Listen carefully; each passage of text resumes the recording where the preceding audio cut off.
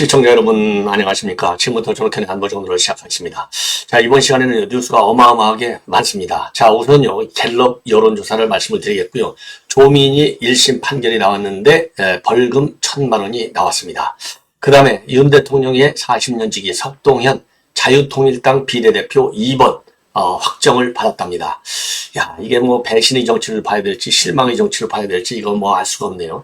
그동안에 석동현 뭐 하면 윤 대통령이 40년 지기라고 그래갖고 뭐 세상을 그야말로 그 여론 여러 가지로 대선 캠프 때도 많이 했는데 송파갑에서 공천을 못 받은 데 대한 분노의 표현이 아닌가 싶어서 여러 가지로 참 그 이 해석이 다양하게 나올 것 같고요.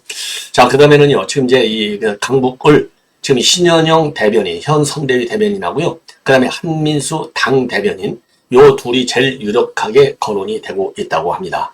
그 다음에 재산, 이 공직자 신고, 이거 재산 공개가 됐는데, 여기에 이제, 재산 어마어마하게 많네요. 뭐, 제가, 한동훈 위원장은 좀 재산이 한 4억 정도 줄었고요. 김은혜 홍보수석이 최고만이 220m, 예, 뭐 등등, 예, 재산 변동 상황을 여러분께 말씀을 드리도록 하겠습니다. 자, 그 다음에요. 여기까지 될지는 모르겠는데, 지금 이제, 이 권순일 어제 이제 압수수색을 단행했는데요. 유동규가 발언을 했는데 이미 유동규가 말이죠. 이거 7대5로 무죄 판결이 무죄로 나와.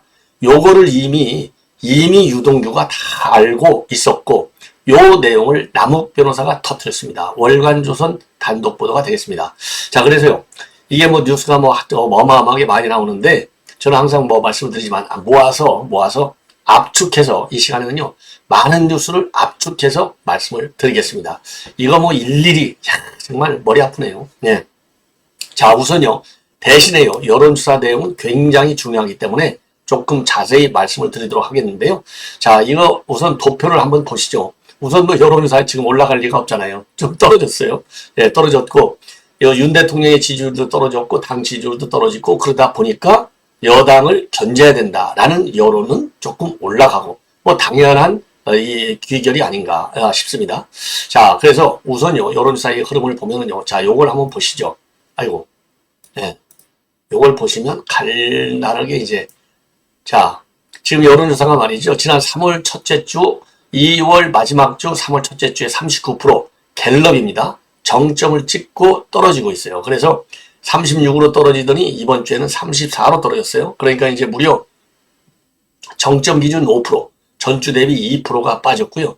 부정평가도 2월 마지막 주 53에서 살살 올라가가지고 58, 그 전주 대비는 1%더 올라갔고 저점 대비는 5%나 올라갔습니다. 자, 그래서 지금 이제 요거를 보시면은 이거 대통령 지지율이 좀 빠지네. 이건 이제 아실 수 있는 거가 아닌가. 자, 그러면 그 다음에 이제 우선 도표를 통해서 말씀을 드리고 평가를 좀 나중에 해드리도록 하겠는데요. 자, 요거는 이제 윤 대통령의 지지율 추이를 쭉 이제 본 건데 이게 아까 이제 33위가 나왔고요. 그 다음에 11월부터 기준으로 한다면 최저점이 12월 두 번째 주가 31이었어요. 12월부터 시작한다면. 자, 요걸로 한다면 한 3% 정도가 올라가 있는 상태고요. 부정평가가 최고점이 63입니다. 이게 이제 지난 2월 첫 번째 주에 되겠는데 그거보다는 또 5% 정도가 개선이 됐다. 그러니까 한 뭐 연말서부터 한다면 여론이 좀 좋아진 거지만은 최근에 좋아졌던 여론조사에 비하면 좀 낮아지고 있다. 예. 이렇게 보시면 될 것 같습니다. 자, 그 다음에 이제 정당 지지율을 보시면요. 이것도 이제 도표로 보시면 뭐 딱 나타나는데요. 자, 정당 지지율 이걸 보시면은요. 3월 두 번째 주에는 32. 그러니까 3월 첫 번째 주부터 시작해서 민주당의 경우는 올라가고 있어요. 30일 저점을 찍고 32, 33 올라가고 있고 국민의힘은요. 2월 마지막 주에 40을 찍고 나서 쭉 빠지다가 37로 빠지고 그러다가 34로 그러니까 전주 대비는 3%가 빠졌고요. 그리고 이제 고점 대비 2월 마지막 주로 대비하면 무려 6%가 빠진 거다. 그러니까 추세를 보면은요. 우리 국민의힘은 빠지는 추세 있고 그리고 민주당은 올라가는 추세. 예, 아주 뭐 좀 미세한 변화지만 말이죠. 요게 이제 하나의 특징으로 되어 있습니다. 자, 그래서 요거를 말이죠. 요거를 이제 조금 더 자세하게 말씀을 드리겠는데 그 다음에 이제 이게 이제 지역구 후보지 않습니까? 예. 지금 정당 내용인데요. 요거를 이제 과연 누구한테 표를 찍을래? 이걸 봤더니요. 비례대표 지금 지지율을 봤더니 국민의 미래가 30%나 되고 30%이고요. 그 다음에 더불어민주연합 23%고요. 조국혁신당이 22%나 됩니다. 그리고 이준석이가 생각보다 그래도 좀 유지가 되네요. 5%로 되어 있어요. 그리고 새로운미래하고 자유통일당은 각각 2%, 녹색정의당 1%. 그리고 여기서 이제 중요한 것이 이게 부동층이 무려 15% 나오고 있어요. 그래서 부동층이 어디로 가냐에 따라서 지금 이제 이 비례대표 득표율이 확 달라진다. 자, 그런데 국민의힘 지지자들의 83%는 국민의 미래를 선택했는데 민주당 지지자들의 표심은 민주연합 55%하고 조국 35%로 분산이 되고 있고요. 그리고 개혁신당하고 새로운미래, 자유통일당은요. 현재 지금 나와 있는 데는 거의 지금 2%, 새로운미래하고 자유통일은 2%고 개혁신당은 5%잖아요. 여기에 한 1, 2% 정도 더 많은 표가 나온다. 이게 이제 더 많은 표로 나온다는 겁니다. 예. 자, 이 정도로 지금 이제 말씀을 드렸고요. 그 다음에 이제 이 정부 견제냐, 그 다음에 지원이냐, 이거와 관련해서 여당 후보를 많이 당선시켜서 안정적으로 가도록 힘을 여당에 보태줘야 되겠다. 이게 36%고요. 아니고 야당이 좀 많이 돼서 견제를 해야 되겠다. 요거는 51%나 됩니다. 자, 그래서요, 지금 이제 견제론이 급격히 켜지고 있는 상황이 되겠습니다. 자, 이 정도로 해서 말이죠. 예, 큰 이슈는 이제 이 정도로 말씀을 드렸고, 그 다음에요, 이제 우리 경기 전망을 물어봤어요. 그랬더니 향후 1년에 걸쳐서 우리 대한민국의 경기 전망은 나빠질 것이다가 더 많네요. 48%. 그리고 좋아질 것이다가, 지금 이제 28%가 되겠습니다. 자, 근데 뭐 이거를 이 상황에서 꼭 굳이 갤럽에서 요 항목을 집어든 것은 상당히 안 좋은 의도가 있다. 예, 왜냐면 지금 먹고 사는 게 바보야 빵이야. 빵이 문제야. 바보야 경제가 문제야. 이거 누구예요? 빌 클린턴이 이미 92년도에 한 얘기 아니냐. 그러니까 이거 1년 후에 경기 나빠져? 아이고 그럼 이거 견제해야 되겠네. 요런 심리를 부추기려고 갤럽에서 해필이면 이 시점에 요러한 문항을 집어넣은 것이 아니냐. 나쁘게 해석하지 않을 수 없네요. 예. 자, 그리고 이제 갤럽 측에서의 평가를 보면은요, 민주당 지지자 셋 중에 한 명은, 이 비례대표 정당으로 조국혁신당을 선택했고, 다만 20대, 30대까지 아우르는 민주당하고 달리 조국혁신당은요, 중장년층에 집중된 특징을 보이고 있다. 이렇게 해석을 하고, 지금, 있습니다. 자, 그리고 이제 또 한 가지만 더 말씀을 드린다면요, 제가 아까 말씀드린 대로 이제 야당 승리가 좋으냐? 야당을 승리시켜야 되겠다. 이거는 2포인트가 늘어났고, 그리고 여당을 도와줘야 되겠다라는 여론은 4포인트가 줄어들었습니다. 요게 이번 평가의 특징이고요. 그리고 윤 대통령의 부정평가 이유는 바로 민생 문제가 1위를 기록하고 있어요. 22%. 그래서 지난주 16%보다도 6%가 훨씬나 더 올랐다. 이거는 이제 최근에 이제 사과값 이 급등으로 인한 영향이 아니겠느냐. 예. 그리고 지금 이제 갤럽에서 평가하고 있는 내용을 보면은요. 지난 18일 날 양대동 하나로마트에서 대파 한 단에 875원이면 합리적이야. 요 얘기를 앞뒤 자르고 이게 이제 야당에서 이 프레임으로 몰아가는 바람에 이것도 부정평가가 상승하는데 영향을 미쳤다. 예.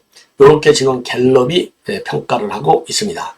자, 자, 이 정도로 해서요. 여론조사 내용은 정리를 해드리도록 하겠고, 그 다음에 이제 지금 이제 스트레이트 뉴스가 지금 여론조사를 했는데요. 이 스트레이트 뉴스는 여러분들 아시다시피 조원 CNI가 지금 여론조사를 하는데 이거 내용을 보면은요. 이게 이제 어제 공표가 됐는데요. 여기를 보면은요. 조국 혁신당이 말이죠. 처음으로 지지율 30.2%. 자, 그래서 국민의힘 비례정당이 35.3. 바짝 지금 추격하고 있는 상황. 매우 우려스럽습니다. 5% 정도밖에 차이가 안 나요. 그런데 비해서 민주당의 경우는 폭삭 망했습니다. 자, 이 조국당이 30%인데 비해서 민주당은 19.2%. 그래서 10%가 넘는 격차를 보이고 있는 점. 자, 그래서 이게 조국 광풍이 났어요. 지금 그래서, 예. 그러다 보니까 민주당이 지금 아주 위협에 직면하고 있는데, 그래서 지금 경계령까지 내놓고 있어요. 예. 그래서 조국 혁신당이 지나치게 상승세를 타면은 비례 의석수가 지나치게 크게 손해를 볼 것 아니냐. 그러면 이재명이가 얘기한 151석도 어려울 것이다. 이러한 우려가 지금 나오고 있다고 합니다. 자기 내에서는. 그래서 지금 이재명이가 어제 말이죠. 광주 기자회견에서 국민께서 민주당으로 더불어민주연합으로 담을 수 없는 부분은 조국 혁신당으로 담아달라. 하지만 일당은 반드시 민주당이 돼야 된다. 이렇게 강조를 하면서 조국혁신당은 지역 후보를 내지 않은 비례 전용 정당인데 국민의 미래와 민주연합을 비교해야지 민주당과 조국혁신당을 비교하거나 선택하는 것은 맞지 않다. 이거 국민을 바보로 하는 것 같아요. 아니 국민이 지금보다 한 수 위인데 지금 어디다 대고 이런 설득을 합니까? 이게 말이 안 되는 것이죠. 자기 때문에 지금 그러니까 이재명 이 사법 리스크 때문에 국민들을 이재명한테까지 민주당은 몰아주지 않는다. 왜 이걸 모르는지 참 알 수가 없네요. 그리고 실제로 조국혁신당이 등장한 이후에 이 더불어민주연합 그러니까 비례정당의 지지율은 오르지 않고 오히려 지금 떨어지거나 정체 상태 이렇게 있다는 겁니다. 그 이유 중에 하나가 조국혁신당이 이 정권 종식론 3년은 너무 길어 이러면서 범야권 지지층의 표심을 흡수하기 때문에 지금 광풍이 불어서 이런 현상이 나오는 것이 아니냐. 이런 지금 해석이 나오고 있고요. 자, 그래서 비례에서 조국혁신당하고 민주연합과의 경쟁은 피할 수 없는 대세다. 이렇게 보고 있어요. 자, 그러다 보니까 조국도 말이죠. 유튜브 방송에서 민주당 이재명은 지금 몰빵론 하고 있잖아요. 그런데 조국은 여기에 대해서 비패론을 제시하고 있다고 합니다. 그래서 민주당과의 관계 설정에 대해서요. 비패에 가면 여러 코너가 있는데 음식을 보시고 본인 취향에 맞는 것을 선택하면 된다. 국민들 기준에 따라서 판단하고 선호도에 따라서 결정하도록 맡겨둘 문제다. 그러니까 부패가 아니면 식당 딱 메뉴 정해진 대로만 먹어야 되는데 부패는 자기 마음대로 고르니까 민주연합을 구하든 아니면 조국혁신당을 구하든 국민 여러분이 판단하라. 자, 그래서 이 얘기는 결국은 이 강성론에 힘을 실어달라. 이런 얘기가 아니겠습니까? 예. 그래서 이재명과 조국은 갈수록 싸움으로 일관되고 있다. 예, 이런 이제 해석이 가능한 것이고요. 예, 홍준표 계속해서 입장을 내놓고 있는데 오늘 이 조국혁신당이 이렇게 딱 뜨고 있으니까 결국은 손해본 것은 한동훈과 이준석이고 득본 것은 민주당이다. 예, 이렇게 해석을 하는 입장문을 내놨네요. 자, 그래서 이게 뭐라고 했냐면은 그러니까 이제 이준석하고 한동훈 위원장이 손해를 본다는 거죠. 예. 자, 그래서 지민 비조라는 프레임이 먹히고 있고 민주당은 지역구에서 약진하고 정권 심판론에 편승해서 비례는 조국혁신당이 약진하고 그래서 국민의힘하고 거의 대등한 수준으로 치솟고 있다. 그리고 이게 정치적인 시각과 법조적인 시각의 차이인데 법조는 증거로 유무죄만 다투지만 정치는 유무죄를 넘어서 국민 감성이 더 우선시된다. 그러니까 국민정서법이 더 무섭다는 거죠. 예, 그러면서 말이죠. 조국혁신당의 돌풍을 법조적 시각으로 대응해 본들 단기간에 그 기세를 꺾을 수 없을 것이다. DJ는 천억대 비자금 파동에도 대통령이 됐고 온갖 비리에 얼룩진 트럼프도 돌풍을 일으키고 있고 또 온갖 비리에 얼룩진 이재명이도 건재할 수 있는 것만 봐도 바로 그런 이유가 아니냐. 선거가 윤석열 대 조국 2차전 양상으로 가면 지금은 우리가 불리하다. 이런 사태가 오기 전에 좀 더 빨리 정무적 대처를 해야 했는데 내부 주도권 갈등만 부각되니까 참 안타깝다. 총선이 잘 돼야 할 텐데 이렇게 얘기를 했는데요. 자, 이거 뭐 저도 홍준표 이런 분석에 저도 동의를 합니다. 자, 이 국민정서법 제가 이제 항상 얘기잖아요. 그리고 저는 이 조국 돌풍 이게 이제 가라앉을 것이다. 이제 도덕적인 기준이 올라가다 보면 가라앉을 것이다. 이런 해석까지 나오고 있는데요. 저는 의견이 조금 달라요. 아니 도덕이요. 대한민국 정치판에서 도덕이 압도적으로 이 기본적인 큰 변수가 돼야 되는데 아니 도덕 기준을 하면 이재명이가 어떻게 성남시장을 할 것이며 어떻게 경기지사를 할 것이며 어떻게 대선 후보를 2번씩이나 할 거냐. 그래서 도덕적인 기준 물론 이제 조수진이 하나가 이제 지금 역풍을 맞아갖고 사퇴를 하게 됐는데요. 도덕적 기준은 사람에 따라서 다르고 판의 상황에 따라서도 다르다. 들쭉날쭉해요. 자, 그래서 지금 제 말씀은 조국한테 지지하고 있는 측은 강성 지지층이다. 반윤석열 아주 센 강성 반대층이 되겠죠. 그렇기 때문에 이 사람들은요. 도덕 기준이 없어요. 그래서 지금 이제 조국을 지지하는 것은 아까 말씀드린 청잔정층이라고 되어 있지 않습니까? 그래서 이 사람들은요. 무조건적 지지 시각을 보이고 있어요. 그렇기 때문에 제가 보기에는 조국 광풍은 그렇게 쉽게 줄어들지 않을 것이다. 이렇게 특단의 사단이 없는 한. 왜냐하면 조국 문제점 있는 것은 이미 나올 만큼 다 나왔지 않습니까? 새롭게 감점 요인이 될 사항은 별로 없을 것이다. 예. 그리고 이재명에 대한 실망이 크면 클수록 조국 비례당, 그러니까 지역을 이재명이 안 뽑을 수 없는 민주당 지지층에서는 이게 비례는 민주당 찍기 싫잖아요. 예. 여권을 견제해야 되니까 지역에서는 민주당 찍는다 이거예요. 그러나 비례의 경우에는 대안, 옵션이 있다 이겁니다. 바로 이 옵션이 조국이다. 그래서 이 조국 그 혁신당에 대한 비례 지지율에는 큰 변화가 있기는 어렵지 않을까 하는 것이 저의 소견입니다. 자, 이번에는요, 이 조민 재판을 좀 말씀을 드리겠는데, 오늘 이경선 판사입니다. 형사 16단독. 한마디로 얘기해서 벌금 딱 1,000만 원만 선고했는데요. 이 검찰의 구형량에 비하면 어마어마하게 작게 나왔어요. 예. 자, 그래서 그 이유를 여러분께 이제 설명을 해 드리도록 하겠습니다.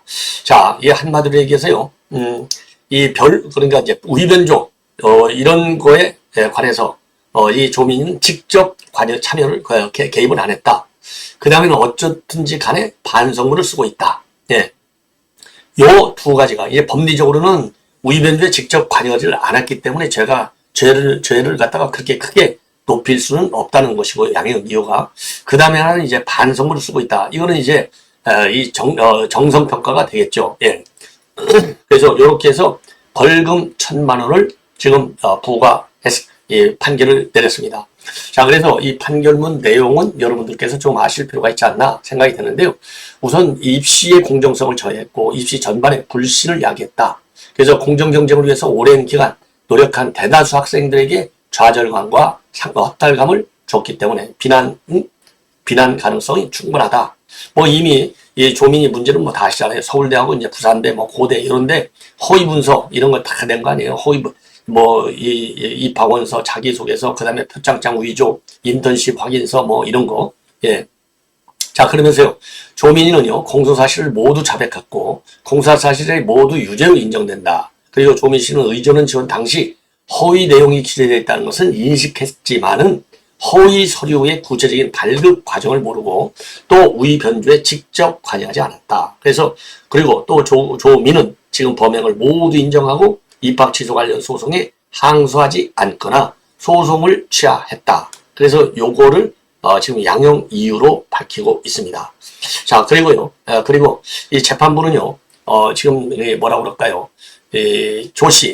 조민이가 그동안에 이 부모들은 전부 기소하면서 왜 이유도 없이 자기 공소시효는 정지했느냐. 그래서 이제 무용이다. 이거야말로 검찰의 공소권 남용이다. 이렇게 주장해 왔는데 이러한 도민의 주장은 받아들이지 않았습니다. 자, 그러면서요, 혐의가 좀 더 확실한 정정시민을 기소한 뒤에 정시 입장이나 재판 진행 경과를 통해서 조민의 공모 여부, 가담 정도를 판단하고 기소한 것이다 라고 하는 검찰의 주장은 충분히 수긍할 수 있다. 이렇게 밝혔어요. 그리고 조민이는요, 판사가 주문을 낭독했는데 고개를 여러 차례 계속 두리번거렸어요. 그러니까 이제 법정에서 재판 끝났어 라고 얘기하니까 그때서야 재판이 끝난 걸 알아차리고 이경선 판사한테 고개 숙여서 인사를 했고요. 그리고 법정을 나서면서 재판 결과 어떻게 생각하느냐, 벌금형 나왔는데 항소할 것이냐, 이런 질문을 했는데요. 이런 질문에 대해서는 아무런 대답을 하지 않고 그냥 빠져나갔다고 합니다. 예. 자, 이번에는 빠르게 석동현 전 평통 사무처장이 되겠죠. 이분이요, 이 석동현 사무처장이 오늘 이제 오후에 말이죠. 오후 1시 20분에 기자회견을 갖고 이제 자유통일당에 지금 이거 비례대표 2번 출마 회견을 갖는다. 밝힐 예정이라고 합니다. 자, 그 이유는 보수우파 정당 선택지를 넓히는 게 좋겠다. 보강도 시급하다. 그래서 자유통일당에 비례대표로 출마한다고 하는데, 아시다시피 이제 40년 지기로 이제 항상 수시가 따라다녔어요. 근데 이번에 이제 송파갑 경선에 도전했는데 아예 공천 배제되고 TV조선의 박정훈 기자가 이 공천 땅을 따냈어요. 근데 저도 중간중간에 말씀을 드렸지만 이번 이 공천만큼 언론사에게 집중적으로 기자들을 갖다가 여러 명, 그것도 TV조선하고 조선일보에 집중적으로 3명씩이나 안정권으로 준 거, 이거는 저는 도저히 이해할 수 없습니다. 예. 그러니까 이 석동현 처장이 열받는 건 저 충분히 이해해요. 예. 아니 이게 경선도 아니고 아예 그냥 아웃시켜버렸어요. 전략공천으로. 예. 자, 그래서 요게 이제 문제가 되고, 지금 이제 공천이 아예 배제돼 버렸잖아요. 경선에 도전했는데 공천 배제돼 버렸으니까 얼마나 열받겠어요. 자, 그래서 자유통일당에 가는데, 자유통일당에 가면서 이제 우파의 선택지를 높인다. 근데 우파 이게 분열되면 안 된다. 이런 여론도 상당히 많아요. 그래서 제가 보기에는 무슨 이론적이고, 무슨 정치 철학적인 그런 자유통일당의 선택이 아니라, 물론 자유통일당도 뭐 좋은 정당이죠. 그렇지만은 결정적인 이유는 지금 배지는 달아야 되는데 비례대표도 물 건너가고 또 지역대표도 다 물 건너가니까 옵션 남은 것은 지금 이제 우리 우파 정당으로서는 이제 이준석이 하나 하고, 그 다음에 지금 이제 이 자유통일당 전광훈 고문으로 돼 있나요? 지금은 이제 장경동 목사가 대표로 돼 있죠. 여기밖에 없으니까 여기를 선택한 것이 아닌가. 더군다나 이준석의 경우에는요, 어마어마하게 윤석열 대통령을 시종일관 비판하고 있잖아요. 물론 이제 자유통일당의 경우에는 뭐 윤석열 정부하고 좀 각을 세우는 부분도 있지만은 기본적인 틀은 어쨌든 간에 이준석보다는 자유통일당의 우파의 정신은 더 강하다. 이렇게 보는 것 같아요. 그래서 이 자유통일당의 비례 2번까지는 잘 말하면 받을 수 있다는 것이죠. 왜? 3%만 넘어가면 2명이 당선이 되니까. 그래서 지금 이번에 지금 그동안에는요, 이 장경동 대표가 2번을 한 것 아니냐라는 얘기가 있었는데, 결국은 장경동 목사까지도 양보한 것을 보면, 이게 과연 이게 이제 석동현 이 지지 기반이 윤석열 대통령의 지지 기반과 또 겹치는 측면도 물론 없지 않아 있지만은, 과연 석동현 지금 처장의 이 대중적인 인지도는 굉장히 높다고 봐야 되는데, 과연 이 지지가 이 석동현 차장의 비례 2번을 받는다고 그래서, 그러니까 이 마지노선에다가 갖다 놨다고 볼 수 있지 않습니까? 과연 여론이 자유통일당 지지율, 비례대표 투표율이 과연 어느 정도나 영향을 줄 것이냐. 지금 이제 자유통일당의 지금 지지율을 보면은요, 들쭉날쭉해요. 어디서는 뭐 2%, 어디서는 뭐 1%, 어디서는 또 뭐 3.6, 뭐 6%, 8% 이렇게 나오는데, 글쎄요. 하여튼 이건 저는 퀘스천 마크가 아닌가. 더군다나 지금 비례 1번에는 그 말도 많고 탈도 많은 황보승이가 배치된답니다.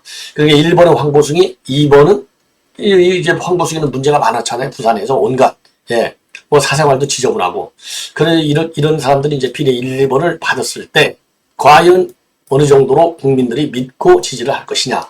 이 부분에 대해서는 저는 좀 회의적으로 본다. 이런 말씀을 드리고 싶습니다. 자, 그리고요, 지금 이제 강북을 후보 결국은 끝났습니다. 한민수 대변인을 인준했다고 합니다. 왜냐하면 신현영이하고 이제 한민수 이렇게 됐는데, 한민수는 이제 닥터카 이 의혹이 따라 붙었잖아요. 자, 그런데 이제 본래 조금 전 방송까지만 보도도 보면 이 신현영이 닥터카 의혹, 이 비판, 이거는 이제 한물 간 거 아니냐 이렇게 했는데, 저는 그 기사를 보면서 말이죠. 지금 이거 방금 막 떴는데 아닌데, 신현영 의원 또 불렀는데 했는데, 그나마 이 한민수, 그러니까 찐명 한민수 대변인을 인준했다. 이렇게 나오고 있는데요. 자, 한민수, 과연 또 어떤 하자가 나올지 지켜볼 일이 아닌가 생각이 듭니다. 자, 시청자 여러분, 이렇게 해서 본 방송을 마치고요. 다른 지금 아까 말했던 권순일 대법 무죄 개입 관련 내용들, 또 김만배 얘기들, 또 뉴스가 어마어마하게 많아요. 요거는 오후에 제가 여러분께 자세하게 전해드리도록 하겠습니다. 오찬한 다음에 전해드리겠습니다. 여러분들의 아낌없는 시청 격려를 부탁드립니다. 대단히 고맙습니다.